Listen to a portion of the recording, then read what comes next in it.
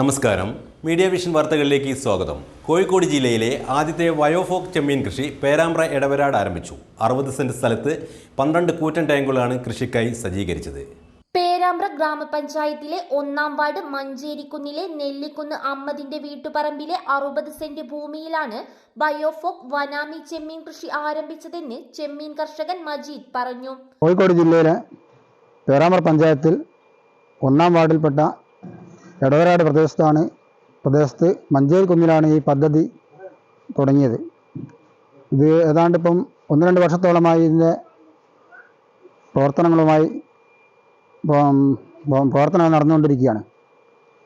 ഇക്കഴിഞ്ഞ 4-ാം തീയതിയാണ് ചെമ്മീൻ കുഞ്ഞുങ്ങളെ ഇതിൽ നിക്ഷേപിച്ചിരിക്കുന്നത്. ഇത് ഏതാണ്ട് 60 സെന്റ് സ്ഥലത്തോളം ആണ്. 12 ടാങ്കുകളിലായിട്ടാണ് ഇവിടെ ഈ പദ്ധതി തുടങ്ങിയത്. 12 കൂറ്റൻ ടാങ്കുകളാണ് ഇതിനായി സജ്ജീകരിച്ചത്.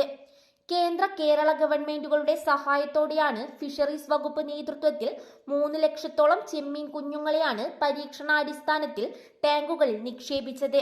5 ലക്ഷം വനാമി ചെമ്മീൻ ഇവിടെ വളർത്താനാവുമെന്ന് ചെമ്മീൻ കൃഷി ഉടമകൾ പറഞ്ഞു. 2.5 കൊല്ലത്തോളമായി ഇതിൻ്റെ പ്രവർത്തനമായി ഞങ്ങൾ ഈ കൂട്ടായ്മ മുന്നോട്ട് പോയിക്കൊണ്ടിരിക്കുകയാണ്. ഇപ്പോൾ ഫസ്റ്റിൽ തന്നെ ഈ കറന്നിടപ്പാക്കിയതിന് ശേഷം ഈ ടാങ്ക് ഇവിടെ ഇങ്ങനെ ചുറ്റിയതിന് ശേഷം ഇതിൽ വെള്ളം നിറച്ച് ഈ ചെമ്മീൻ കൃഷി ഇവിടെ നടത്തിയതിൻ്റെ ഉദ്ദേശം ഇതുപോലത്തെ ഒരു പദ്ധതി നമ്മളെ ഉൾനാടുകളിൽ കൊണ്ടുവരിക എന്നുള്ള ഉദ്ദേശത്തോടു കൂടിയാണ്. നമ്മൾ പാരമ്പര്യമായിട്ടുള്ള കൃഷിക്കാരനാണ്. ചെറുപ്പത്തിലെ കൃഷിയിലേക്ക് ഇറങ്ങിയതാണ്. പക്ഷേ ഇങ്ങനത്തെ ഈ പുതിയ ഉപയോഗിച്ച് ഒന്ന് പരീക്ഷിച്ച് നോക്കാൻ നേരിട്ടായി ചെയ്യുന്നത്.